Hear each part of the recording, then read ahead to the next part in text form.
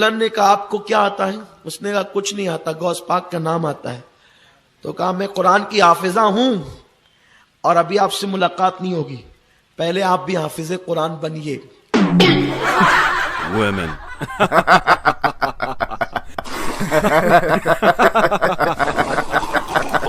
ہمارے معیار کے مطابق بن کے آئیے، جب آپ حافظ جی بن جائیں گے، ہم حافظہ ہیں، تو اس کے بعد تمہاری ہماری ملاقات ہوگی۔ اب کچھ نہیں ہو سکتا کیا؟ کچھ کرو نا، کچھ کرو نا۔ اب حافظ قرآن بننا کوئی لڈو تو نہیں ہے نا، یہ حفاظ بیچارے 3 سال تک کے محنت کرتے ہیں، یاد کرتے ہیں تو حافظ قرآن بنتے ہیں۔ اب شادی ہوئی آج، اور اگر بہت محنت کریں تو 2 سال لگے گا۔ انہوں نے سوچا چلو ٹھیک ہے، اگر آپ یہ چاہتی ہیں کہ ہم بھی حافظ جی بنیں، دیکھو کتنی اچھی بات ہے۔ اس کا مطلب مقرر کی بات کا جو اثر نہیں ہوتا ہے، وہ بیوی کی بات کا اثر ہوتا ہے۔ سبحان اللہ، بڑا چنگا کام کر رہے ہو۔ وہاں سے نکلے ایک دم بالکل جلال میں، غصے میں، جس کو میں آپ کی زبان میں بالکل سنتاپ میں، یہ سٹوری ختم نہیں ہوئی ہے کہ انہوں نے جو ہے وہ کہہ دیا کہ حافظ جی بن کر کے آنا۔ گئے غوث پاک کی مسجد میں جا کے بیٹھ گئے۔ جب غوث پاک کی مسجد میں جا کر کے بیٹھے تو غوث الاعظم دستگیر کی مسجد میں جا کر کے بیٹھے۔ ابے جلدی بول، کل صبح پنویل نکلنا۔ فجر کا وقت ہوا تو سوچا کہ حضرت خانقاہ سے نکلیں گے تو اپنا مقدمہ پیش کر دیں گے، تو عرض کی حضور بابا جی ٹینشن نہیں لینے کا، اپو نے نا۔ تو حضرت اب میں کیا کروں، اب میں اتنے دن تک صبر تو نہیں کر سکتا۔ فرمایا فجر کی نماز میرے پیچھے پڑھنا۔ لیکن اگے کہانی شروع ہونے لگی ہے۔ میں بھی نماز پڑھاؤں گا، میرے پیچھے نماز پڑھنا فجر کی۔ ایسا کب کہا تھا؟ ارے نہیں، آپ نے کہا تھا، آپ نے کہا تھا اس دن جب آپ ناؤ میں تھے تب آپ نے کہا تھا۔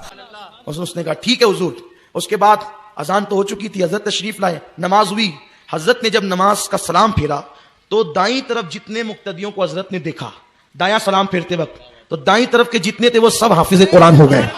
اور جب بائیں طرف سلام پھیرا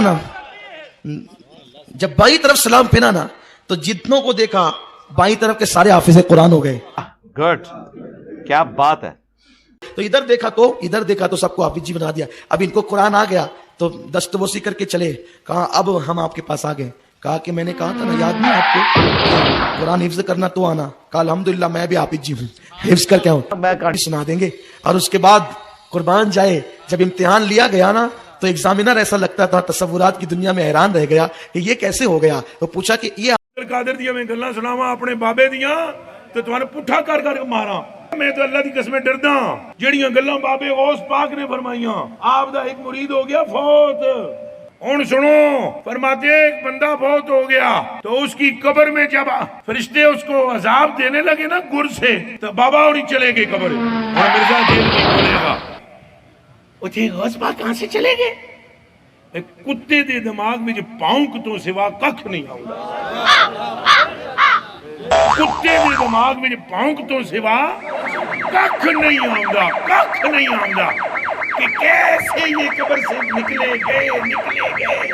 اور چلیا تو پہلے بخاری دی حدیث دا جواب دے کہ کنج 1.25 لاکھ قبر چوں نکل کے مصطفیٰ کے پیچھے کھڑے ہو گئے۔ بابے اور ہی فرمانے ہیں بھائی وہ مرید تھا میرا غوث پاک، تو میں نے اپنے رب سے کہا پروردگارہ نسبت میری ہے، انہوں چھڑ دے۔ تو اللہ پاک نے فرمایا ایک گل بڑی لمبی ہے، میں وچوں حذف کر رہا ہوں۔ اللہ پاک نے ارشاد فرمایا فرشتیوں ہٹ جاؤ پیچھے، عبد القادر وچ پہ گئے۔ ایک ولی تھے، شعر پہ سب کرتے تھے۔ غوث پاک کے بارے میں سب سے مستند کتاب کا نام لکھ لو، بہجت الاسرار۔ لکھتا ہوں۔ امام شطنوفی کی کتاب ہے۔ تھانوی تک نے لکھا کہ یہ بڑی معتبر مستند کتاب ہے، حدیث کے انداز میں لکھی گئی، کس نے کس سے سنا، راویوں کا پورا ذکر، وہ کہتے ہیں بڑی مستند کتاب، اس میں سے واقعات سنا رہا ہوں، ادھر ادھر سے نہیں۔ وہ شیر پر سواری کرتے تھے، جہاں بھی کہیں کسی سے ملنے جاتے کہتے میرے شیر کے لیے گائے کا انتظام کرو، تو ان کو ایک گائے دینی پڑتی، وہ شیر کھاتا تھا، وہ گائے کھاتا تھا۔ وہ غوث پاک سے ملنے آئے، ان کے بارے میں بتایا گیا کہ جی یہ شیر پر سواری کر کے آتے ہیں اور کہہ رہے ہیں کہ جی میرے شیر کے لیے گائے۔ غوث پاک نے فرمایا گائے دے دو، مریدوں سے فرمایا گائے دے دی۔ یہ اندر آئے ملنے، باہر شیر کھڑا تھا، اس کو گائے ملی تو وہ آگے آگے چلا گائے کے لے جا کے کہ میں اپنا کھانا کھاؤں۔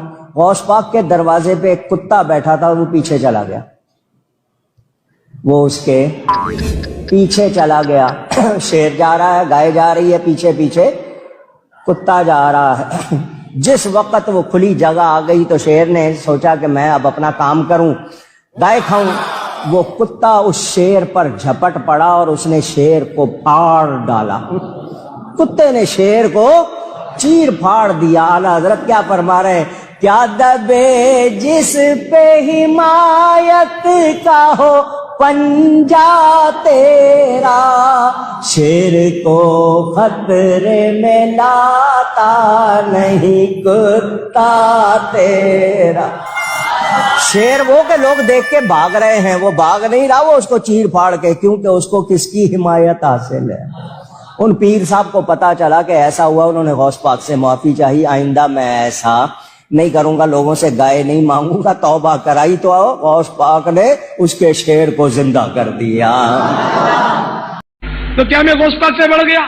نہیں, میں تو غوث پاک کے قدموں کی خاک کا بھی غلام, خاک کی بھی خاک ہوں, ان کے کتوں کا کتا ہوں.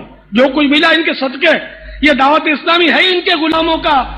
ہم کہتے ہیں ہم غوث پاک کے گلی کے جناب ولی تو ہیں نہیں کہ ہم کہیں کہ آپ کا قدم ہماری گردنوں پر. ہم تو کہتے ہیں یا غوث ثقلین, اے غوث اعظم, آپ اگر نسبتوں میں ہم عاجزی کا یہ انداز اختیار کرتے ہیں, آپ کی گلی کے کتے سے بھی نسبت ہو جائے, یہ بھی ہمارے لیے بہت بڑی سعادت کی بات ہے.